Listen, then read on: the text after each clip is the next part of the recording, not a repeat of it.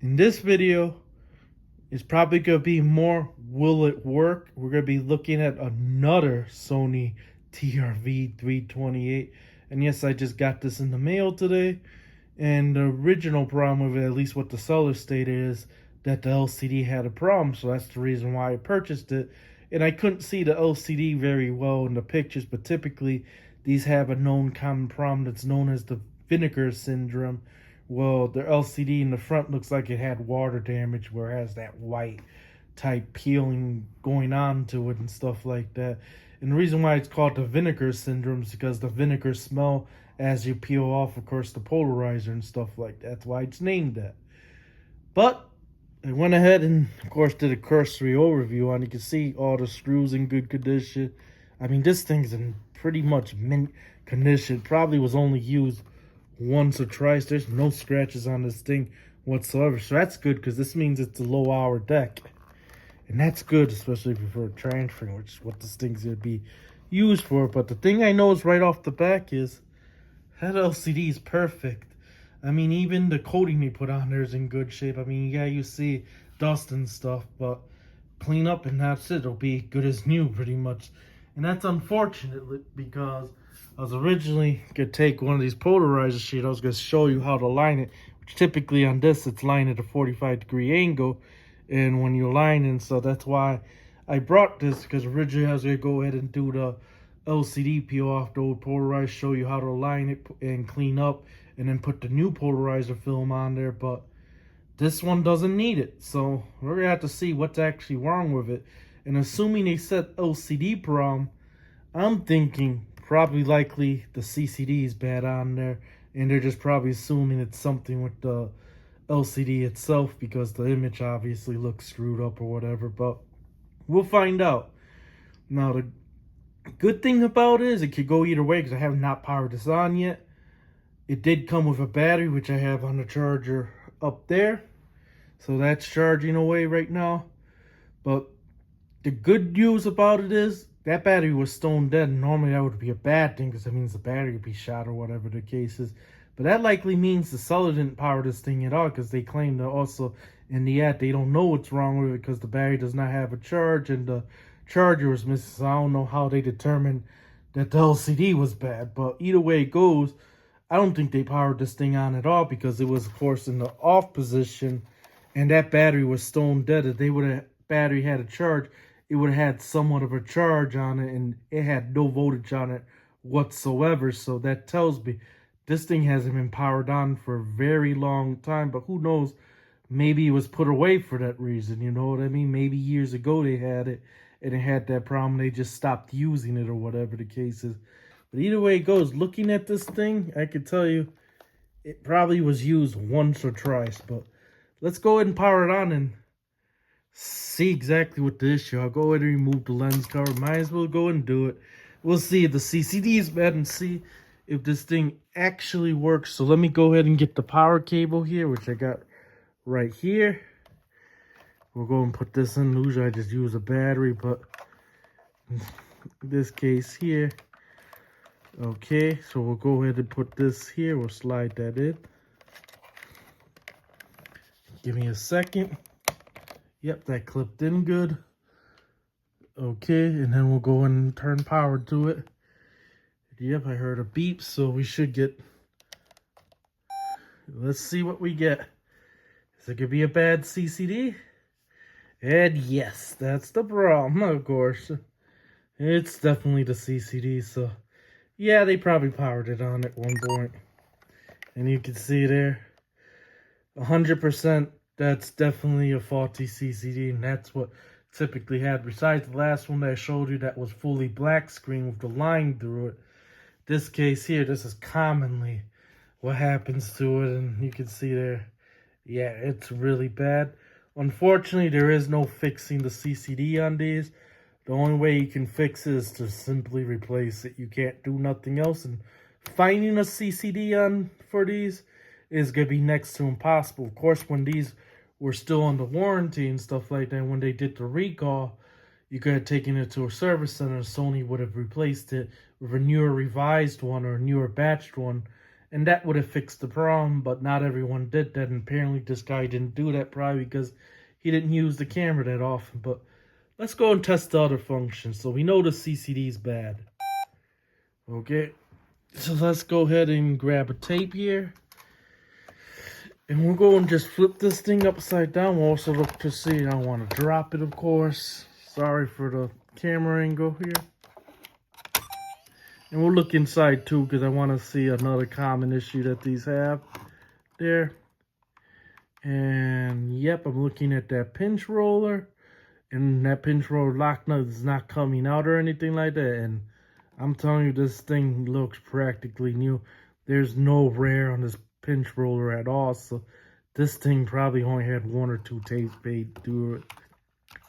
Okay, so let's go ahead and get a tape here. And let me find one. Yep, right here.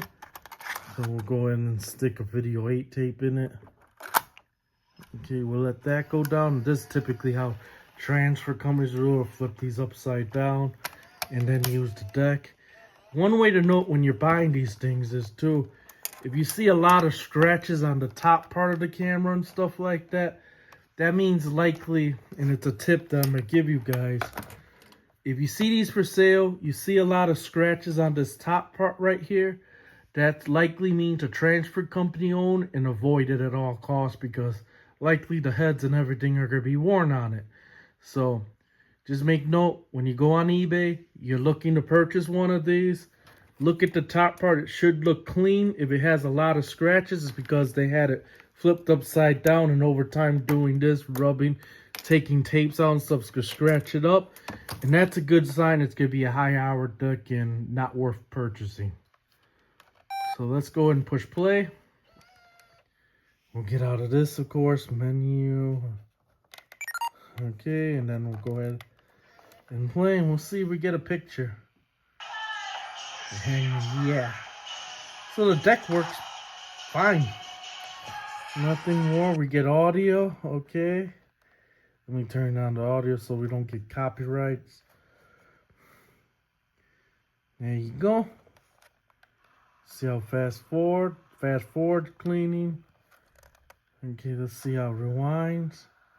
It rewinds fine. Alright, and then let's see how it pauses, and pause is nice and clean. So let's go ahead and test fast rewind.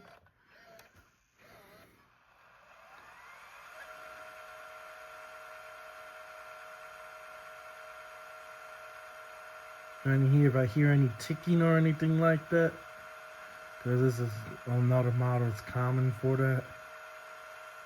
So far it sounds normal to transport. Let's go rewind. There's no crunchiness to it. It sounds great. Okay, go to blue. Sorry about that. But yeah, you can see it's good. And then of course, for those that actually want to get a good capture on these, I'll give you one tip. Go here. All right, let's see if jog wheel works too. That's another thing that goes bad on these. These jog reels become kind of flaky, and you got to put contact cleaner, let it sit in, and then do it again, and eventually it'll come back around. But if you want to get a real good capture, turn these off. People are like, why would you turn off the time-based corrector? And the reason for that is because turning on the time-based corrector and digital noise reduction on these will actually cause the colors to pretty much be non-existent. They'll be crap compared to what you would get when it's off, and I prefer just to use a separate full-frame TBC with prop amp and stuff like that instead of the internal line TBC that this thing has, because typically when you use the TBC, it goes through an analog to digital converter and stuff like that, and it just makes the picture kind of look washed out and stuff. So typically I'll turn those off, and you'll get that nice, clean, sharp picture through it. And this model here has a very good composite out on it, where it looks really nice and clean. The S video's also, of course, good too, but a lot of models don't have a clean composite output. If you're looking for a camcorder and you just want to capture composite, go with the TRV 128, 328, or the 138. Those have probably the best composite output on it. Of course, they're monaural, so you will have to, of course, once you capture the audio track on it, because it uses AFM, and simply what it does, it takes the left-right channel on a Hi8 recording, and it'll actually combine it to one carrier.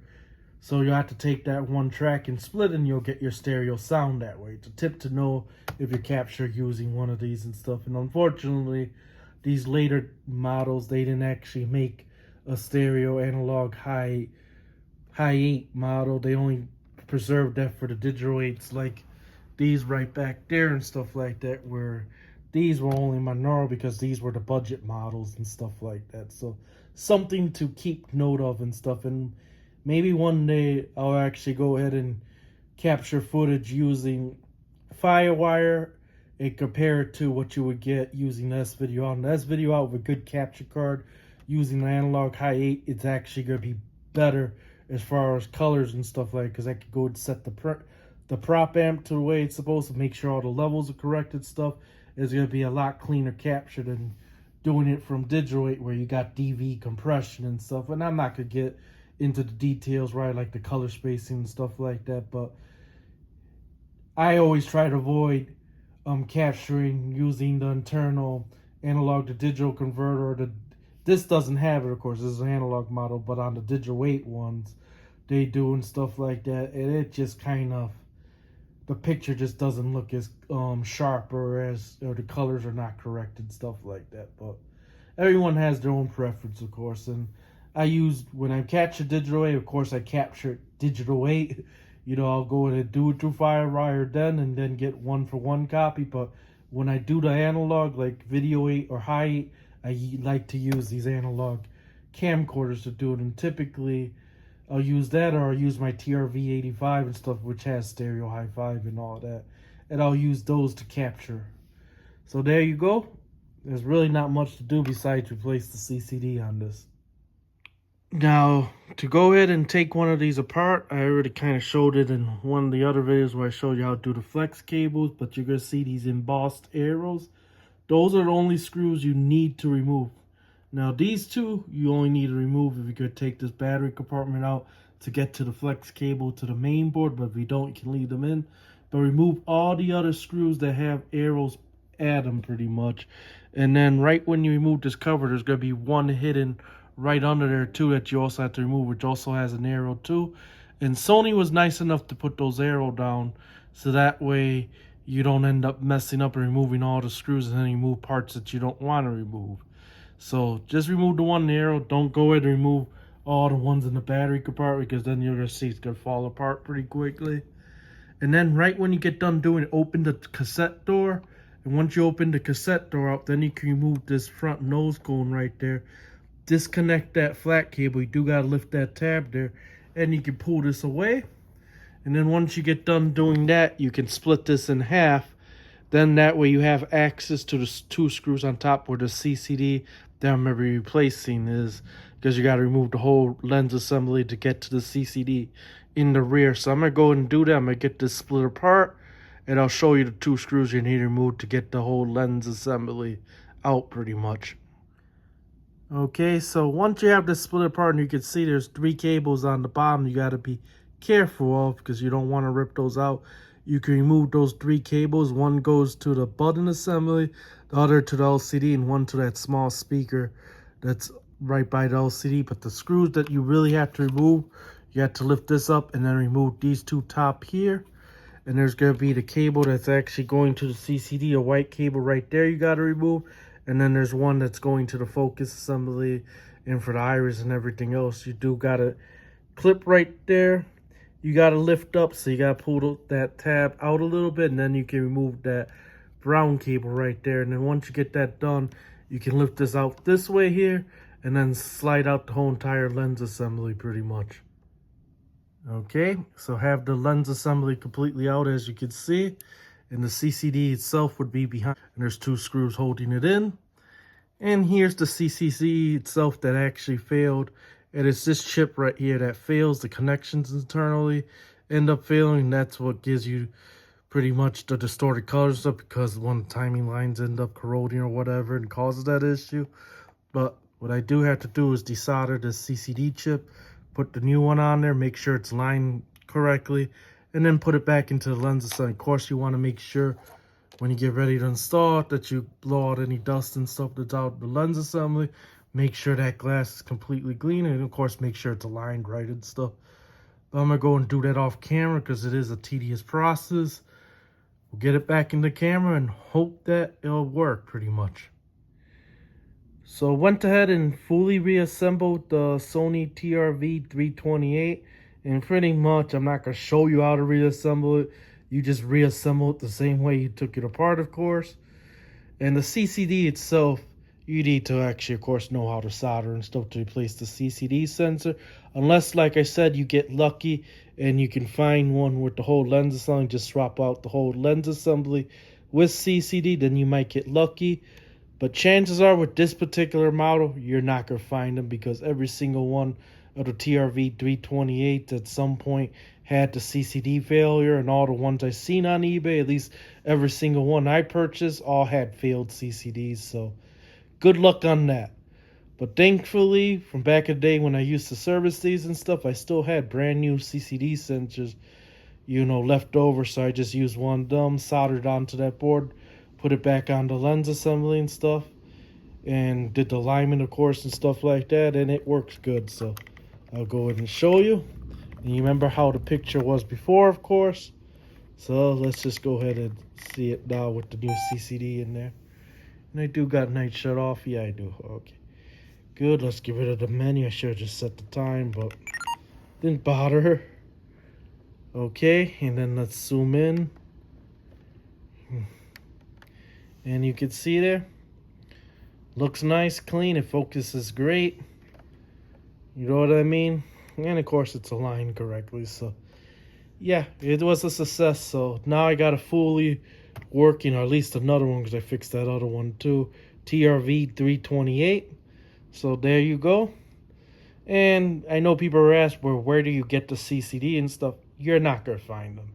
I even tried looking for them on eBay and stuff like that because if I see one, I'll typically buy it just to have it as a spare parts. But you're not going to find them new. The only way you can find them is to pull them from other cameras. Now, if I remember correctly, though, the 128, this one here, there's also a 428 and so forth. They all share the same CCD, as well as even the digital version, which I believe the TRV460 and stuff also uses the same CCD as this too. So if you can find any one of those models working, then you're in luck. And then you don't even have to do what I did, where I had to desolder CCD and stuff and change the CCD, because I only had the chip. I didn't have the whole lens assembly. But if you get lucky and find one of those models working, maybe it has a busted tape mechanism or whatever, you can go and pull the CCD out of that one and just simply swap it out, and you'll be good to go as well.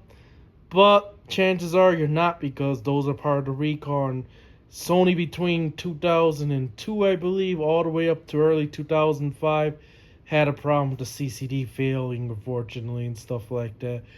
And the way they did it was they did a recall. You bring it to the service center, and they'll actually go ahead and replace the CCD at the service center free of charge during that time. Unfortunately, that's long way past gone now, and stock of spare parts is also long done for. You're not going to find. If you do, they're probably going to be overpriced anyway.